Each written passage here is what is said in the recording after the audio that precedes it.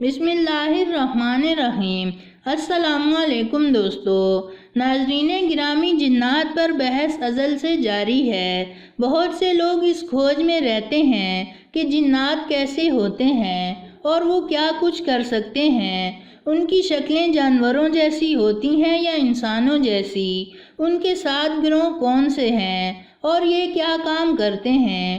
آج کی ویڈیو میں ہم آپ کو جنات کے بارے میں مکمل تفصیل سے آگاہ کریں گے۔ پہلا گروہ ارواح خبیثہ کی قسم ہے۔ جنات کی یہ قسم کسی گھر یا مکان کے اندر سکونت اختیار کر لیتی ہے۔ اس گھر میں رہنے والوں کو خواب میں ڈراتی ہے اور دکھ تکلیف پہنچاتی ہے۔ ہر شہر میں کچھ گھر ایسے ضرور ہوتے ہیں جن میں جنات کی یہ قسم رہائش پذیر ہوتی ہے۔ ایسے مکان یا گھر کو عام طور پر بھارا یا آسیب زدہ کہتے ہیں۔ ایسے مکانوں میں جنات مختلف قسم کی حرکتیں کرتے ہیں اور گھروں کے دریچوں اور الماریوں سے چیزیں گراتے ہیں اور توڑ پھوڑ کرتے ہیں۔ کئی بار یہ شیاطین گھر میں کپڑوں اور سامان کو آگ لگا دیتے ہیں۔ یہ گروہ غیر آباد اور تاریخی مکانوں میں بھی اپنا بسیرا کر لیتا ہے۔ اس لیے حدیث شریف میں ہے کہ شام کے بعد اپنے گھروں کے دروازوں کو کھلا نہیں چھوڑنا چاہیے، کیونکہ ایسے وقت میں بعض مسافر جنات آ کر بسیرا کر لیتے ہیں اور گھروں میں جھگڑا اور فساد پیدا کرتے ہیں اور گھر میں رہنے والے افراد کے خلاف تفرقہ اور عداوت پھیلاتے ہیں۔ دوسرے گروہ میں جنات کی وہ قسم آتی ہے جو انسانوں پر مسلط ہو جاتے ہیں، جس سے ان کی صحت خراب ہو جاتی ہے اور انسان سخت لا علاج امراض میں مبتلا ہو جاتے ہیں، جو کہ حکیموں اور ڈاکٹروں کی دوا سے بھی ٹھیک نہیں ہوتے۔ بعض اوقات یہ انسانی جسم کے کسی خاص حصے کو متاثر کرتے ہیں تو وہ حصہ مفلوج اور بیکار ہو جاتا ہے یا اس پر کوئی زخم نمودار ہو جاتا ہے۔ جو لوگ اس قسم کے شیطانی اور جنونی جنات کا انکار کرتے ہیں تو گویا وہ قرآنی حقائق کا انکار کرتے ہیں، کیونکہ اللہ تعالیٰ نے قرآن مجید میں حضرت ایوب علیہ السلام کی زبانی ارشاد کرتے ہیں کہ یعنی شیطان نے مجھے چھو کر اپنے آسیب سے دکھ اور پریشانی میں مبتلا کر دیا ہے۔ بعض اوقات جب ارواح خبیثہ انسانوں پر مسلط ہو جاتی ہیں یا سفلی جادوگر اپنے جادو کے ذریعے مسلط کر دیتے ہیں تو یہ انسانوں کو طرح طرح کی تکالیف میں مبتلا کرتی رہتی ہیں۔ اس گروہ کے جنات کو تذکیر کیا جا سکتا ہے۔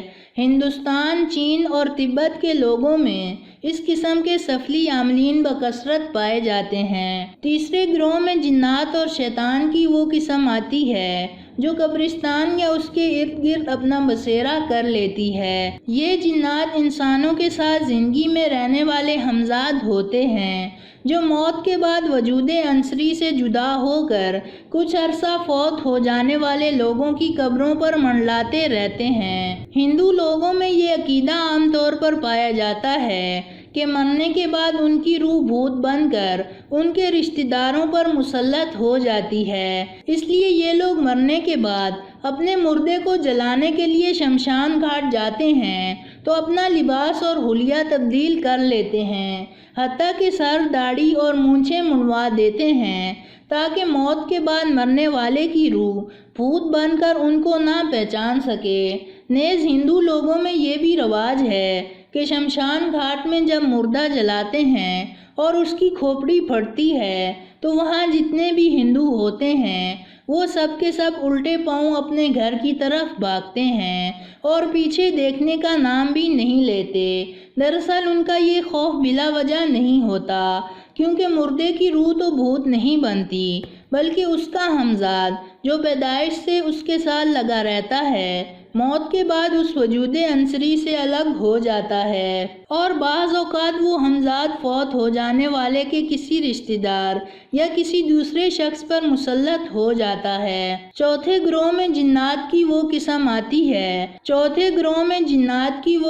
آتی ہے جو عام طور پر قصابوں کی دکانوں اور ذبح خانوں کے آس پاس منڈلاتی رہتی ہے اور جنات کے خون اور ہڈیوں سے اپنی خوراک پوری کرتی ہے۔ آپ صلی اللہ علیہ وآلہ وسلم نے گوبر، ہڈیوں یا کوئلے سے اپنے اصحاب کو استنجا کرنے سے منع فرمایا ہے اور فرمایا کہ یہ چیزیں جنات کی خوراک ہیں اور اگر ان چیزوں سے استنجا کیا جائے تو پھر وہ جنات کی خوراک کے قابل نہیں رہتی۔ 5ویں گروہ میں جنات کی وہ قسم آتی ہے جو پرندوں کی شکل میں آسمان میں پھرتی رہتی ہے۔ اسی گروہ کے جنات حضرت سلیمان علیہ رکھتے تھے۔ ایسے جنات کو اگر تسخیر کر لیا جائے تو یہ اپنے عامل کو مختلف ممالک کی سیر کراتے ہیں اور اس گروہ کے جنات کا عامل ہوا میں اڑ سکتا ہے۔ تبت کے علاقے میں اس قسم کے عامل عام طور پر پائے جاتے ہیں جو ہوا میں اڑ سکتے ہیں۔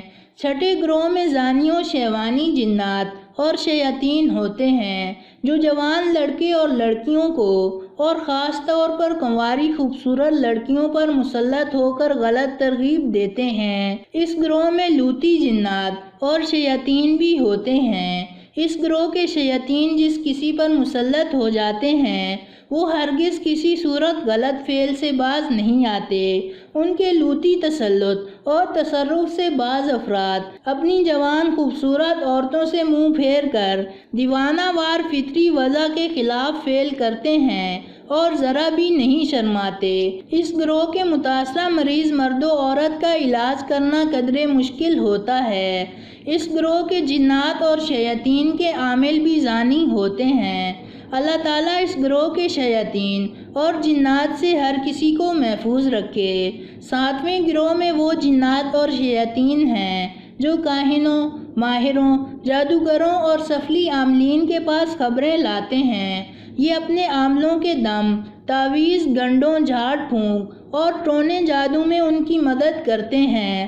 یوں ان کے دم سے ان کے سفلی عامل اور کالے علم کی دکان گرم رہتی ہے۔ اس قسم کے سفلی عالم اپنے خبیث موکلوں کی طرح ناپاک رہنے اور نیک روحوں سے بچنے کی خاطر اپنے ارد گرد گوبر اور گندگی کا ڈھیر لگا کر رکھتے ہیں۔ اس قسم کے جن، شیاطین اور ارواح خبیثہ کے عاملین کے نمونے اگر دیکھنے ہوں تو ہندوؤں کے کمبھ کے میلے میں ننگے میلے کچیلے گندگی کھانے والے سادھو اس کی بہترین مثال ہیں جو ہزاروں کی تعداد میں میلے میں شامل ہوتے ہیں۔ ہندو مرد اور عورتیں لاکھوں کی تعداد میں قطار باندھ کر ان کے درشن کے لیے ادب و احترام سے کھڑے ہوتے ہیں۔ ان میں جو سادھو سب سے زیادہ ڈراؤنی اور خطرناک صورت والا میلا کچیلا گندا ہوتا ہے وہی سب سے زیادہ سمجھدار اور گیانی سمجھا جاتا ہے۔ تو دوستو یہ تھی ہماری آج کی ویڈیو۔ پسند آنے کی صورت میں لائک کریں اور اپنے دوستوں کے ساتھ شیئر کریں اور مزید ایسی ویڈیوز دیکھنے کے لیے ہمارا چینل سبسکرائب کرتے ہوئے ساتھ موجود گھنٹی کا بٹن بھی دبا دیں۔ شکریہ۔